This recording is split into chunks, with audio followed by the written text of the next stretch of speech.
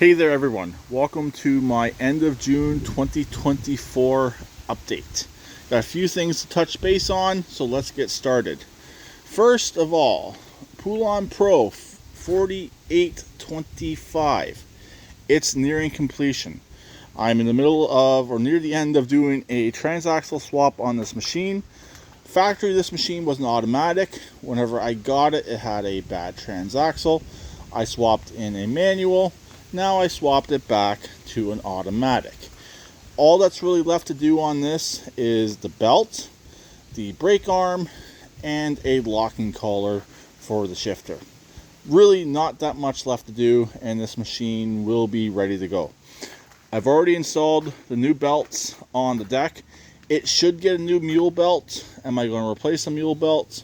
Probably not. I'll just disclose that whenever I do sell it, that it does need one belt on the deck. This here was supposed to be the donor machine for the Poulan Pro, but this machine did get the Poulan Pro's 6-speed. Same idea on this one here. Belt and the brake arm needs to be done on this still. Not too hard of a job to do.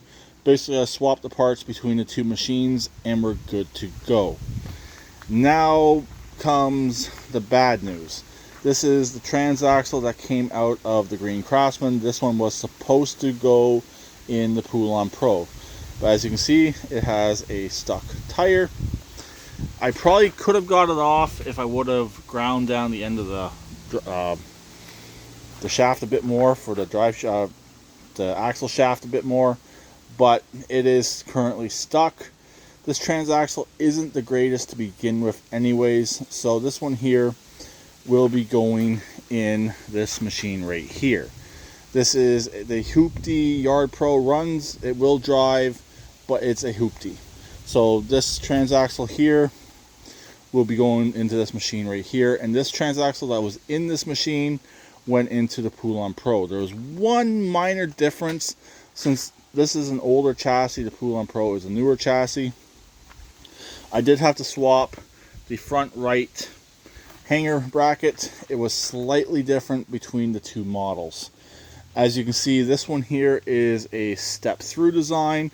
Same with the Poulan Pro, is also a step through, and the Yard Pro is a step over.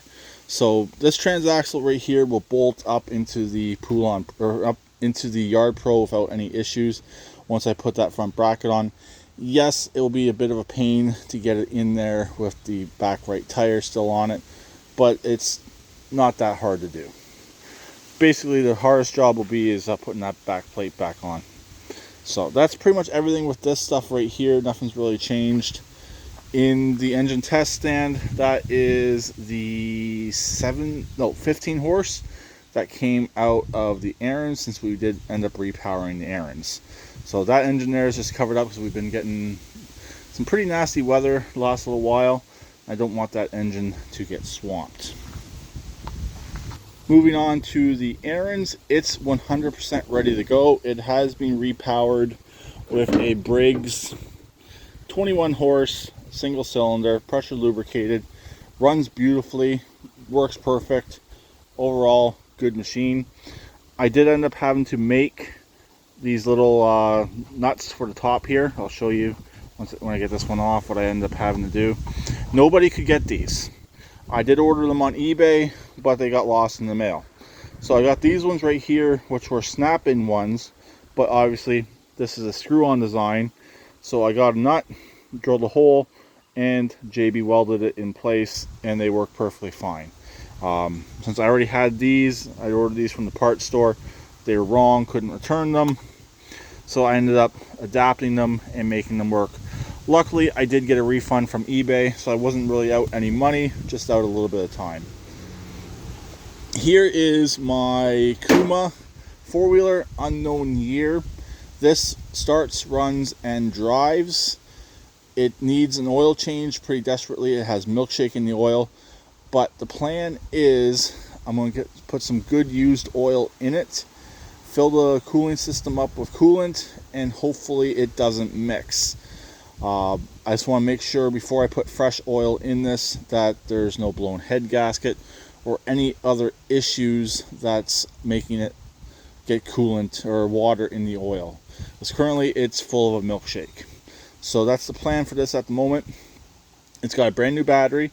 I did put some tire slime in this back tire right here and this one right here. They are holding. If this has a blown head gasket and it's just dumping coolant back into the oil, I will sell it as is. New battery, all 4 tires hold air. It would be a decent parts machine, or somebody could fix it. Only downside is it only has a bill of sale. It does not have an ownership since it came from auction. I believe this was a theft recovery. Just by a few things I've been looking at on it, it really screams theft recovery. I had it running earlier, and the key actually doesn't shut the engine off. To shut the engine off, I had to pull the spark plug wire off. So there's possibly something messed up in the ignition wiring. More stuff I gotta look into. Also, the choke, I haven't been able to find it. I've been spraying a little bit of ether in it to fire it up. I know it's not the best thing for it, but just enough to start it and get it to run. It should have a choke. It is carbureted. I just don't know where it is. There's no choke up on the handlebars. It's just the throttle and the brake and a few other electrical connections. That's it. So this here is still a project ongoing, but for what I'm into it for, I'm going to work out fairly decent on this, as long as I don't put too much more into it after finding out if the engine is 100% good or if it has a blown head gasket. That is the 90 125cc four-wheeler, also from auction. Same auction the Kuma came from.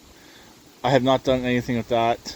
It's just sitting there waiting for some time. It probably needs a starter.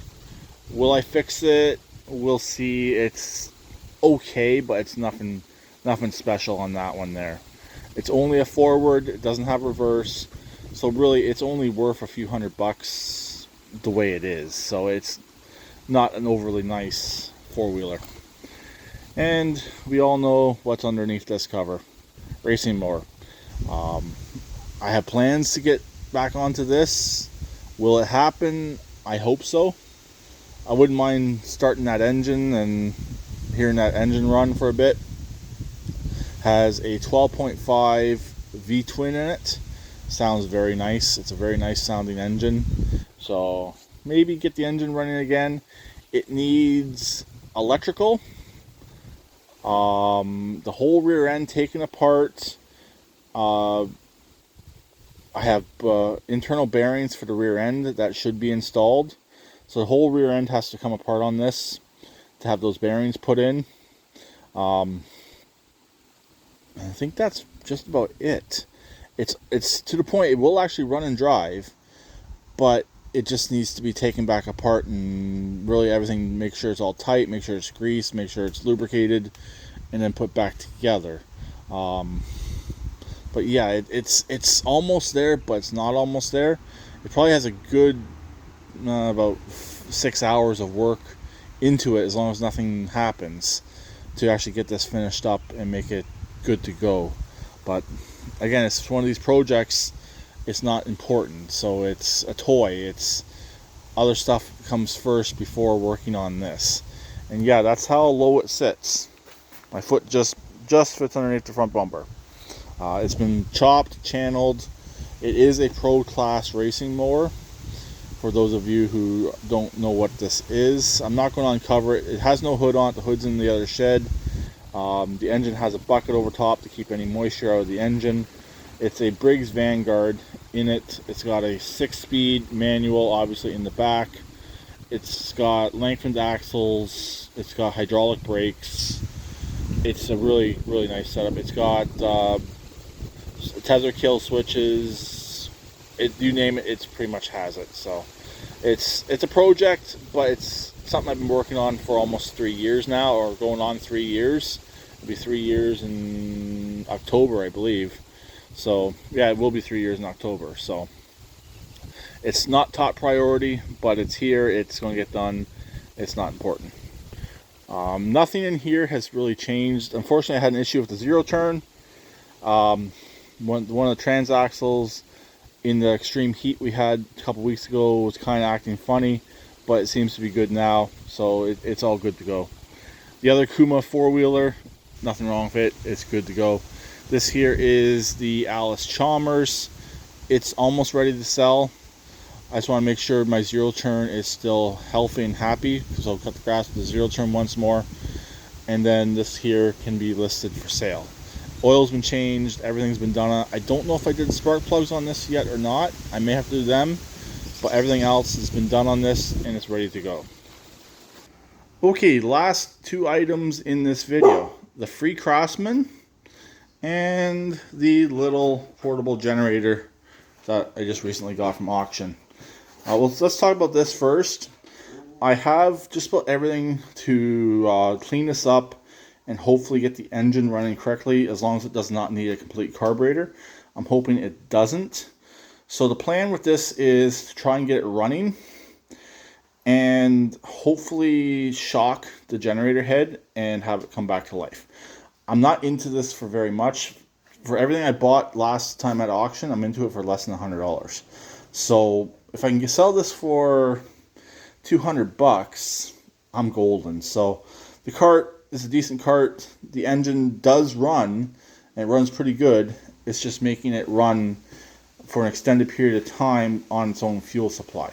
That's the big thing at the moment, and possibly trying to get the generator to work, or at least get it run long enough so I can do some more tests on the generator side to see if there is any output there. It could be a blown capacitor or a bad capacitor. It could be really any of those things causing issues with this. I'm more leaning towards a capacitor, since that's the most common problem with these types of generators. The capacitor goes bad over time. So I would probably go ahead and try and replace the capacitor first on this, if I'm still not getting any output or I'm not getting the correct output. Okay, Free Craftsman. It's in the garage. I brought it in last night, basically to keep it dry, since I knew the bad weather was coming yet again. I have to get the dash painted on this. A couple other spots I would like to get touched up, painted as well. And this is actually just about ready to go. I got to put the new blades on the deck, reinstall the deck, and we should be good to sell this. I got to run it for a bit. I want to run a bit of gas through the engine, cut the grass with it at least once, and it will be 100% ready to go. I don't recall if I changed the spark plugs on this or not.